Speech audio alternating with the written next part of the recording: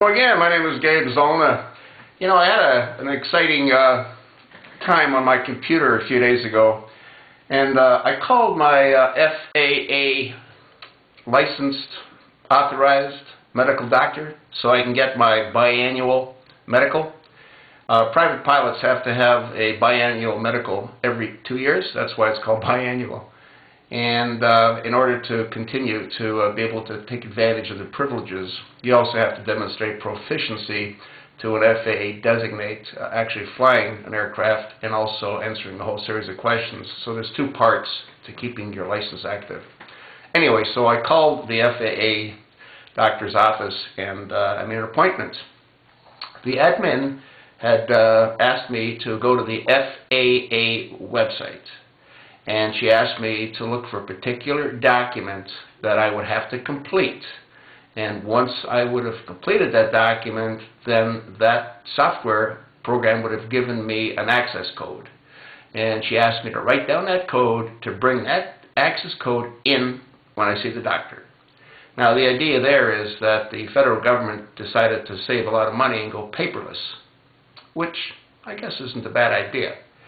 So I went to my computer. I've got a 27-inch iMac, and I logged on to FAA.Gov, and then that opened up a program, and then I looked for the particular document that I wanted, and then what the software prompted me to do is to create an access code. So I complied with the request. I put in an access code. Then I tried to go back in to log into that field, and it denied me access. Well, I thought I might have done something wrong, so I went through the process one more time. And the same thing happened. So I called an FAA phone number that's listed on the FAA.Gov site. The person that I spoke with really couldn't help me, but she did direct me to another number. Well, I called that other number, and after listening to a whole series of prompts, which is what I also had to listen to when I called the first number for the FAA, again, a person finally came online, and I spoke with her, and she also wasn't able to help me, but she did direct me to another number. And I called that other number, and guess what?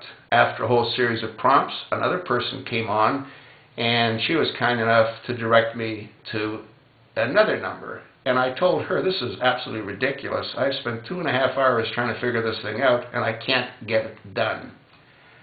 Well, she gave me someone that she thought might be able to help me. As it turns out, he's their webmaster. So when I got a hold of him, he was very accommodating and he was very polite. And I explained my frustration. And then he says, well, what kind of computer do you have? And I told him.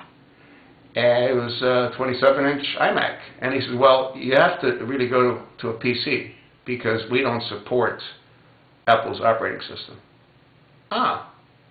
So the obvious question I had is, well, why didn't it tell you that at the beginning when you tried to log on? Why doesn't it just say, you know, you have to use a PC?